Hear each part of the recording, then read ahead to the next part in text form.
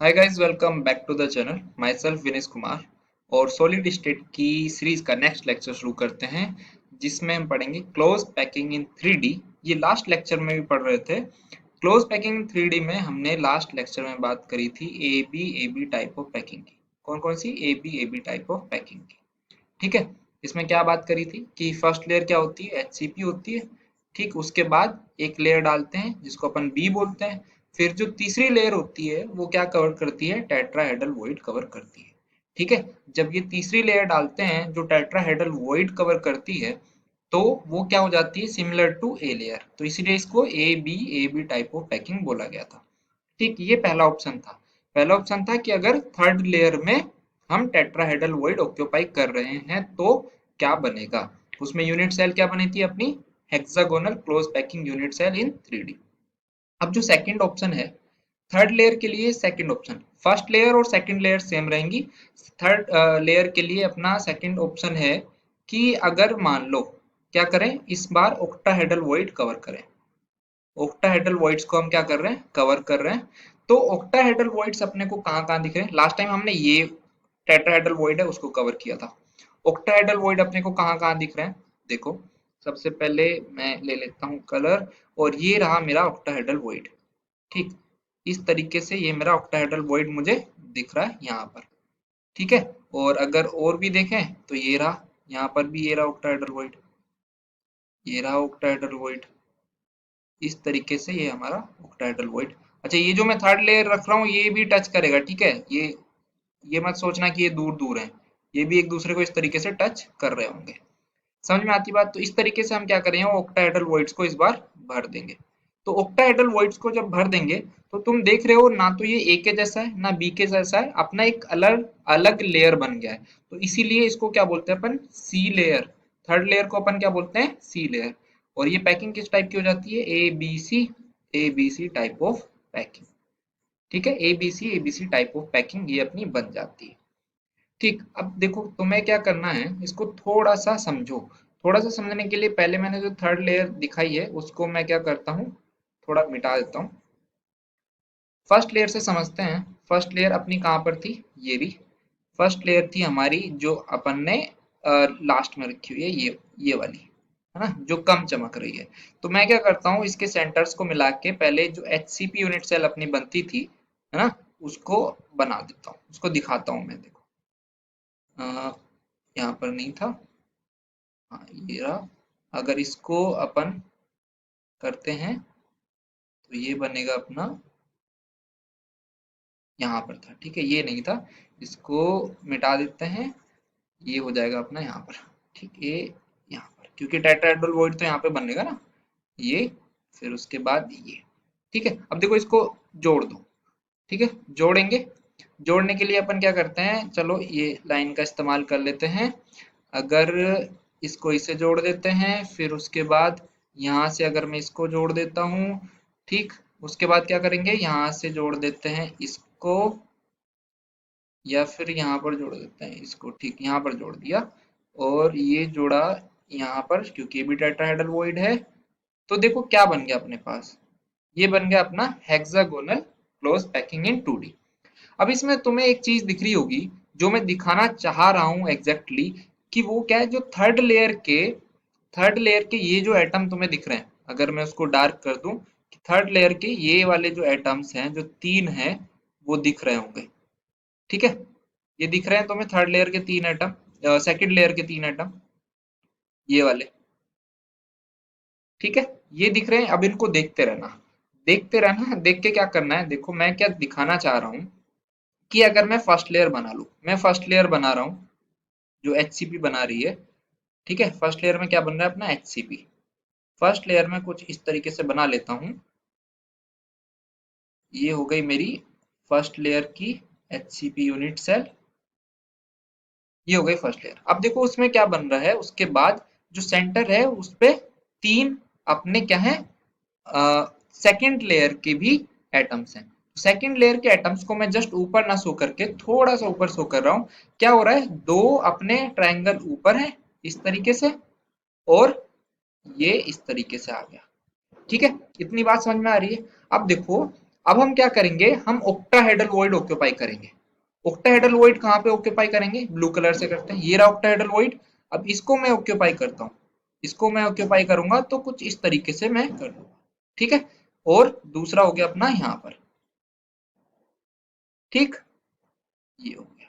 समझ में आती है बात, इस तरीके से मैं इसको ऑक्टाहेड्रल वॉइड को ऑक्यूपाई कर रहा हूँ। तो अपने को क्या दिख रहा है, थर्ड लेयर किस टाइप की होगी, इसमें हेक्सागोनल के रेस्पेक्ट में नीचे की तरफ दो ट्राइंगल होंगे, नीचे की तरफ दो एटम होंगे, और ये इस तरीका जस्ट अपोजिट वाला क्या होगा अपना triangle.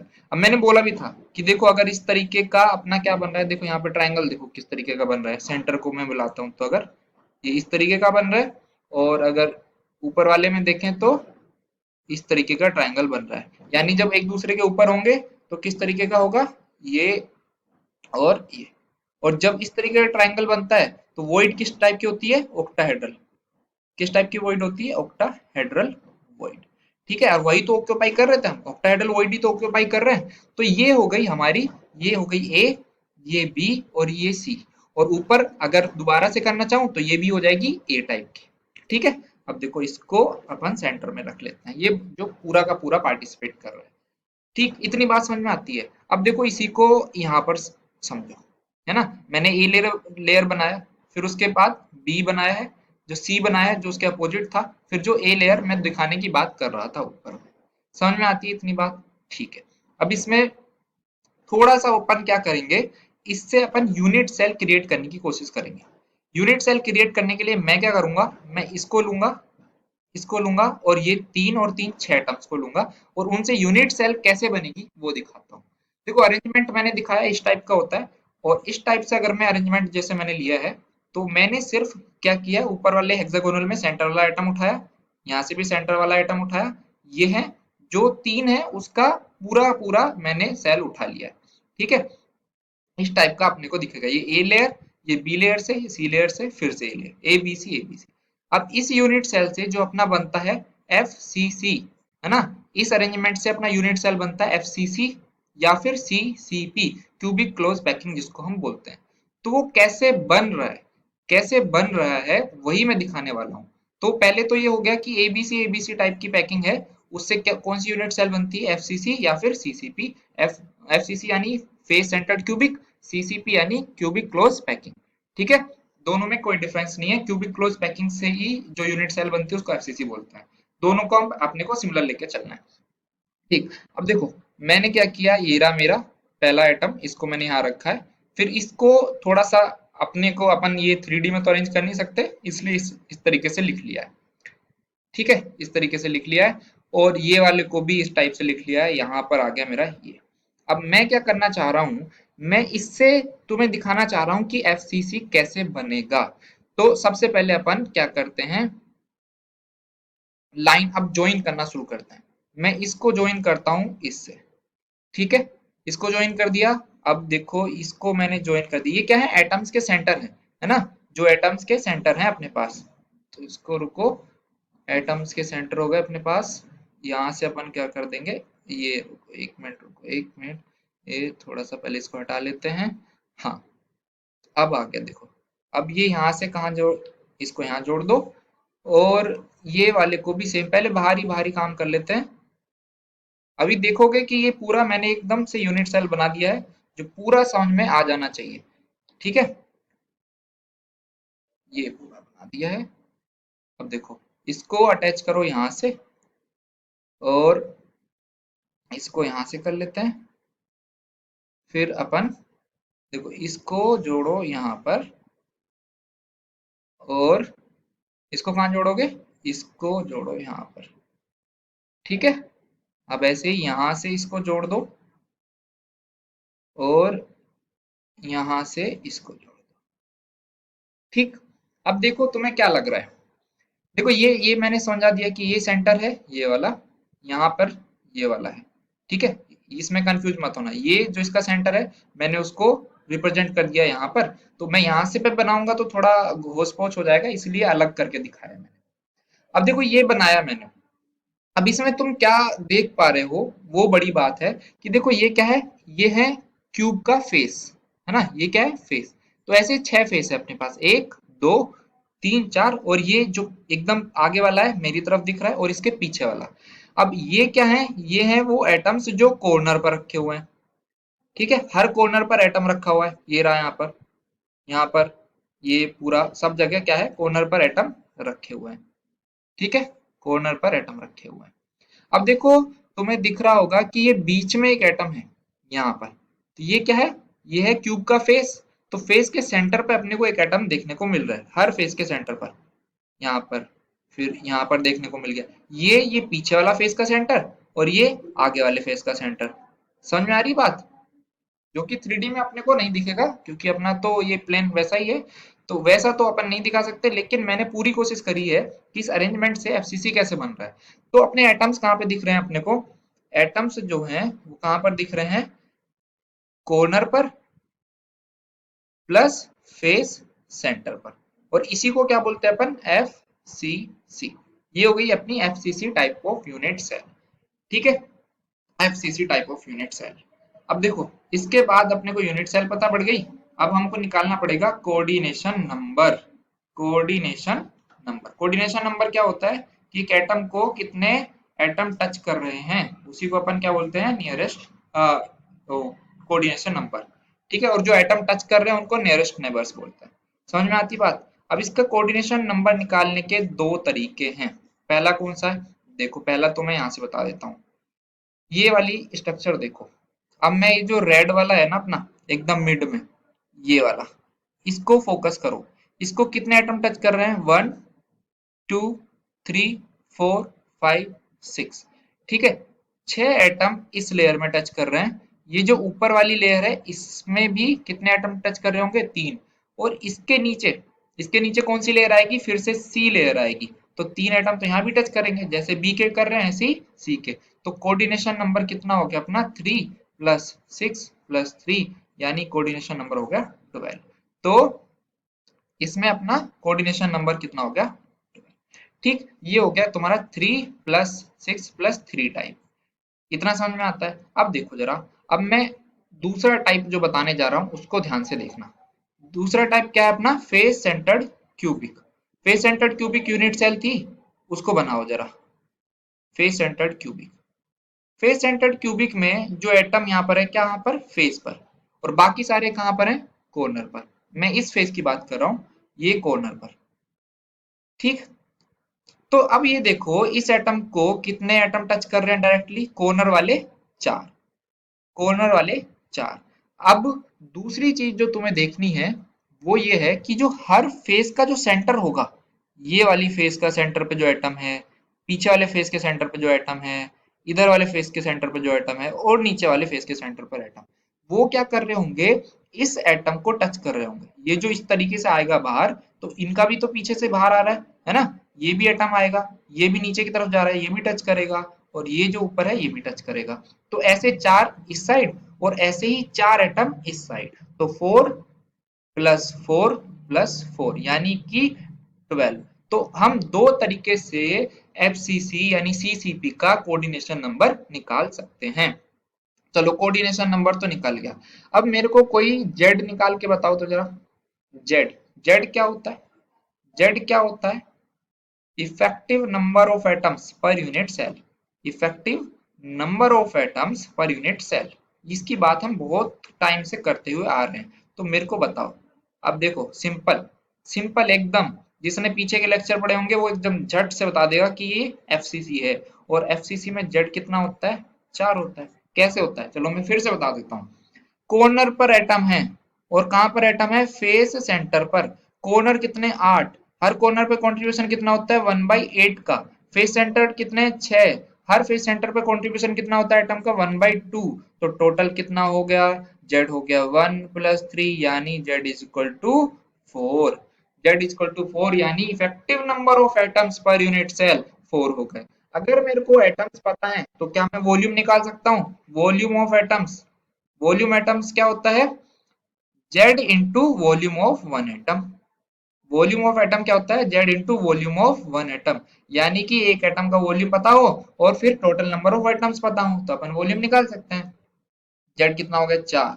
Volume of one atom, atom क्या होता है, spherical, 4/3 pi r cube radius of atom. तो कितना हो जाएगा ये 16/3 पाई आर क्यूब।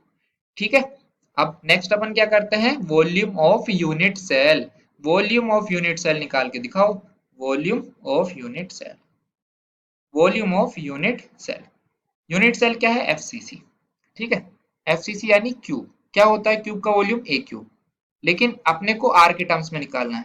आर के टर्म्स में अगर ए का रिलेशन पता हो आपको एफसीसी में, आर के टर्म्स में क्या होता है, ए का रिलेशन क्या होता है, 2√2r। कैसे होता है, नहीं याद, देखो बता देते हैं फिर से। देखो कहां पर होते हैं एटम्स, कॉर्नर्स पर, ये एक दूसरे को टच नहीं कर रहे होते, लेकिन ये वाला टच कर रहा होता है। तो ये फेस डायगोनल वाली जो लेंथ है, फेस डायगोनल वाली, इसको मैं और क्लियर दिखा दूं, अगर मैं सिर्फ एक फेस दिखा देता हूँ, एक फेस दिखा देता हूँ ताकि क्लियरिटी आ जाए। एक फेस में जो एटम्स होंगे कहां पर होंगे, कॉर्नर पर होगा। ठीक है, एक ये भी कॉर्नर पर है, और बीच में एक एटम होगा जो दोनों का टच कर रहा होगा। ये वैल्यू कितनी है, एज लेंथ ए, ये भी ए। ठीक है, अब देखो ये कितना है आर, ये क्या डायमीटर 2r हो गया, ये भी रेडियस r, तो यानी 4r किसके बराबर है, ये है a, ये a है, पाइथागोरस थ्योरम लगाएंगे तो ये कितना हो जाएगा a√2, a√2, तो a किसके बराबर हो गया 2√2r। समझ में आती बात। अब मेरे को a पता चल गया, वॉल्यूम ऑफ यूनिट सेल क्या होता है, a क्यूब। a कितना है 2√2r⁻3, 2√2r⁻3। तो वॉल्यूम ऑफ यूनिट सेल कितना हो जाएगा, 8 इंटू 2√2, √2 की पावर 3 यानी 2√2 r³ यानी 16√2r⁻3। समझ में आ गई बात। ठीक, अब अपने को वॉल्यूम ऑफ एटम्स पता चल गया, वॉल्यूम ऑफ यूनिट सेल पता चल गया, तो मैं अगला काम क्या करता हूँ, पैकिंग इफिशियंसी निकाल लेता हूँ, है ना। पैकिंग इफिशियंसी निकालेंगे तभी तो अपने को पता चलेगा कि ये जो पैकिंग हम इतना जोर लगाया इसमें, ये काम की है या नहीं है, अच्छी पैकिंग भी है या नहीं है, बस ऐसे ही हम फालतू में ही काम करे जा रहे हैं, फालतू में लेयर पे लेयर चढ़ाए चढ़ाए जा रहे हैं। तो उसके लिए पैकिंग इफिशियंसी देख लेते हैं। देखो पैकिंग इफिशियंसी कैसे निकालते हैं, volume of atoms divided by volume of unit cell into 100, है ना। वॉल्यूम ऑफ एटम्स कितना निकला था अपना, 16/3 pi r³ 16/3 pi r³ divided by volume of unit cell जो है 16√2r³। तो कितना हो जाएगा ये, पाई/3√2 इंटू 100, जो यहाँ पर भी लिखना भूल गया मैं, पाई/3√2 इंटू 100 इतना आ गया। और पाई/3√2 इंटू 100 की वैल्यू होती है 74% आ जाएगा अपना पैकिंग इफिशियंसी। ठीक है, देखो अब 3D में जो अपने HCP की पैकिंग थी, जब फर्स्ट ऑप्शन था जिसमें टीवी कवर हो रहा था, टीवी टेट्राहेड्रल वॉइड कवर हो रहे थे, तो उसमें HCP बना था यूनिट सेल, उसमें क्या पैकिंग एफिशिएंसी कितनी थी, 74%। दूसरा ऑप्शन थर्ड लेयर के लिए जिसमें ऑक्टाहेड्रल वॉइड कवर हो रहे थे, ऑक्टाहेड्रल वॉइड कवर किए थे हमने, उसमें सीसीपी बन रहा था, सीसीपी या फिर एफसीसी जो भी बोलना चाहो, इसमें पैकिंग एफिशिएंसी कितनी आ रही है, 74%। और ये दोनों ही मोस्ट इफिशिएंट पैकिंग होती है 3D में, most efficient packing in 3D, है ना। इससे ज्यादा इफिशिएंट पैकिंग आपको 3D में नहीं मिलेगी। 2D में तो अपन 91% भी देखे हैं, है ना। 2D में जो HCP का था उसमें पैकिंग एफिशिएंसी 91% आ रहा था, लेकिन 3D में 74% से ज्यादा जो अपन क्या कर सकते हैं, वॉल्यूम ऑक्यूपाई नहीं कर सकते यूनिट सेल का। मोस्ट इफिशिएंट पैकिंग तो क्या हो जाएगा, HCP और CCP या फिर FCC जो भी बोलना चाहो। बात आती है समझ में, ठीक है, बात आती है समझ में, चलो बहुत बढ़िया।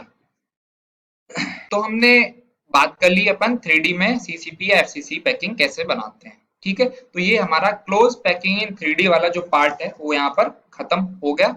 अगले जो लेक्चर होगा उसमें अपन क्या बात करेंगे कि जो वॉइड्स हैं, वॉइड्स की लोकेशन क्या होती है, जैसे अपन ने टेट्राहेड्रल वॉइड और ऑक्टाहेड्रल वॉइड इनके बारे में पढ़ा, तो इनकी लोकेशन सीसीपी में और एचसीपी में क्या होती है और कितना इनका कंट्रीब्यूशन रहता है, इसके बारे में पढ़ेंगे।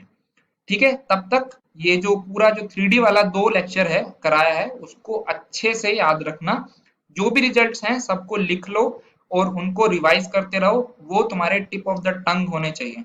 ठीक है, तो इस लेक्चर में इतना ही रखते हैं। Thank you.